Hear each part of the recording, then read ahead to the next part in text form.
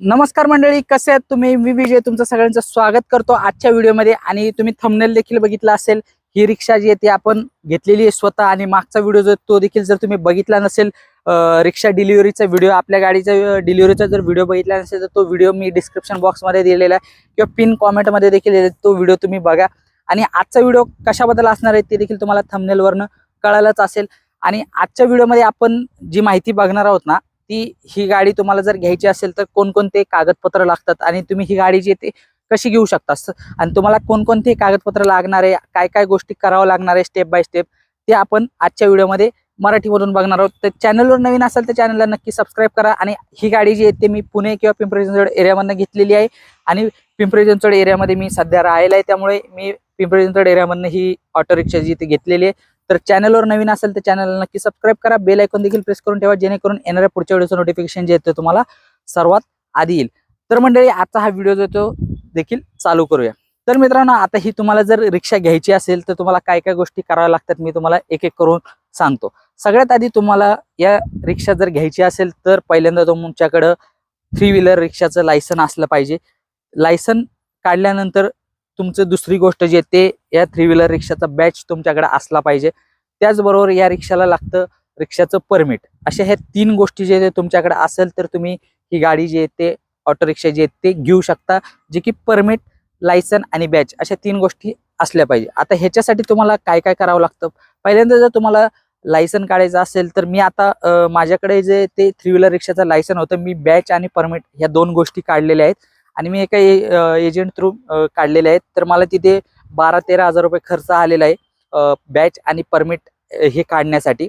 आणि तुमचं कोणी जर असेल ओळखीचं तर तुम्ही RTOला किंवा एजंटकडनं करून घेऊ शकता। वेगवेगळा खर्च जे तुम्हाला सांगू शकतो, पण मला जे ते 13 हजार रुपये इतका खर्च जो येतो या परमिटसाठी आलेला आहे आणि बॅचसाठी, दोन्ही गोष्टीसाठी। सर्वात आधी तुमच्याकडे लायसन नसेल तर पहिले तुम्हाला लायसन काढावं लागेल। पहिले जे ते रिक्षाचं लर्निंग लायसन निघतं। लर्निंग लायसन निघाल्यानंतर त्याचं टेस्ट वगैरे RTOला दिल्यानंतर तुमचं पक्क लायसन जे ते 3 व्हीलरचं रिक्षाचं तुम्हाला भेटतं, जे की बाय पोस्ट तुमच्या घरी येतं। ते लायसन आल्यानंतर तुम्हाला बॅचसाठी अप्लाय करायचं आहे। आणि रिक्षाच्या बॅचसाठी तुम्हाला काय लागतं माहिती आहे का मित्रांनो?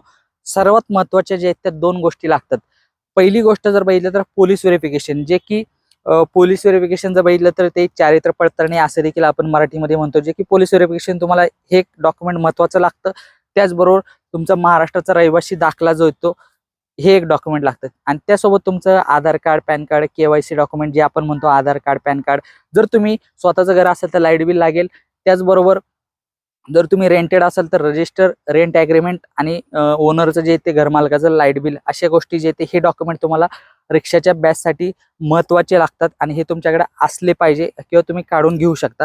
त्यानंतर तुम्ही जेव्हा रिक्षाच्या बॅचसाठी अप्लाय करता, बॅचसाठी अप्लाय केल्यानंतर ही डॉक्युमेंट त्याला फॉर्मला जोडल्यानंतर रिक्षाच्या बॅचसाठी पोलीस व्हेरिफिकेशन आणि रहिवासी हे 2 महत्त्वाचे कागदपत्र जोडल्यानंतर तुम्ही बॅचला जेव्हा अप्लाय करता, अप्लाय झाल्यानंतर तुम्हाला परत एकदा रिक्षाची ट्रायल जी आहे ते RTOमध्ये जाऊन द्यावा लागते।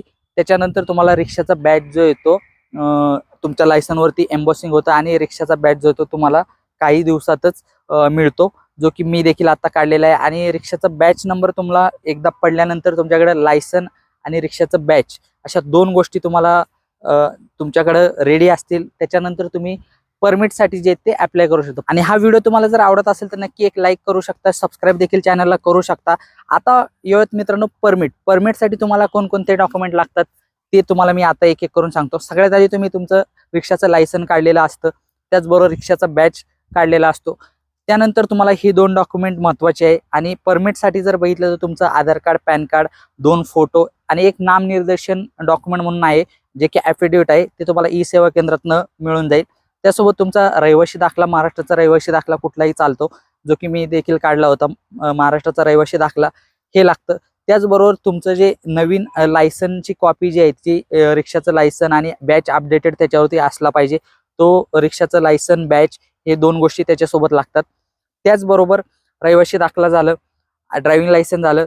त्याचबरोबर जर तुम्ही स्वतःचं घर असेल तर लाईट बिल लागतं, आणि रेंटेड असेल तर रजिस्टर, रेंट ॲग्रीमेंट आणि घरमालकाचं लाईट बिल ह्या गोष्टी लागतात। आणि पोलीस व्हेरिफिकेशन ते देखील लागतं, म्हणजे की एवढे डॉक्युमेंट जे ते तुम्हाला परमिटसाठी लागतात। आणि एकदा हा परमिटचा जो रिक्षा परमिटचा फॉर्म तुम्ही RTOला भरल्यानंतर ही डॉक्युमेंट सगळी जमा केल्यानंतर त्या फॉर्मला जोडल्यानंतर तुम्हाला एक RTO ला व्हिजिट करावं लागते. RTO ऑफिसर समोर जे ते तुम्हाला डॉक्युमेंट व्हेरिफिकेशन करावं लागतं. तुमच्याकडं महत्त्वाचं म्हणजे अजून एक डॉक्युमेंट जे माझ्याकडनं राहिलं ते तुमचं जे शाळा सोडल्याचा दाखला, जे की डेट ऑफ बर्थ त्याच्यावरती जन्मतारीख तुमची असते ते देखील तिथे लागतं परमिटसाठी. तर ही सगळी डॉक्युमेंट जी ते लायसन, बॅच, रहिवासी दाखला, पोलीस व्हेरिफिकेशन, सगळ्या गोष्टी जे ते हे जे डॉक्युमेंट तुम्हाला मी आत्ता सांगितले ते तिथे RTO मध्ये जाऊन RTO ऑफिसर समोर तिथे व्हेरिफिकेशन, डॉक्युमेंट व्हेरिफिकेशन करावं लागतं.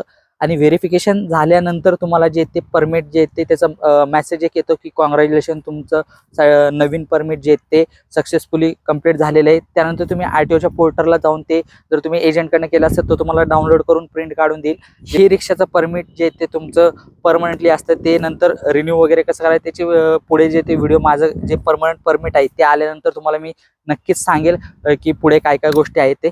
आणि ही एवढी सगळी डॉक्युमेंट जे ते तुमच्याकडे असली पाहिजेत तेव्हाच तुम्ही ही जी ऑटो रिक्षा आहे ही बजाजची किंवा TVSची असेल कुठली ऑटो रिक्षा जी आहे ती परमिट ऑटो रिक्षा जी आहे ते तुम्ही घेऊ शकता. आणि एवढी डॉक्युमेंट जे तुम्हाला मी व्हिडिओमध्ये सांगितलेली की लायसन कसं काढायचं, रिक्षाचं बॅच वगैरे कसं काढायचं, तुम्ही एखादा RTOचं माणूस वगैरे किंवा एजंट वगैरे असेल तर त्यांच्याकडनं सुद्धा ही प्रोसेस जे ते करून घेऊ शकता. पण महत्त्वाचं पोलीस व्हेरिफिकेशन आणि रहिवासी दाखला हे तुम्हाला कंपल्सरी काढावंच लागतं आणि एक महत्त्वाचं डॉक्युमेंट तुम्हाला तिथे आहे.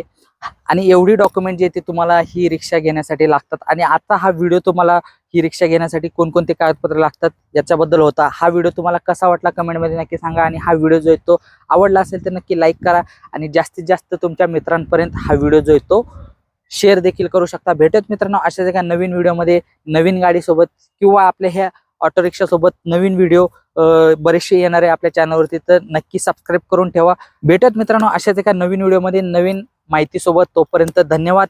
जय महाराष्ट्र.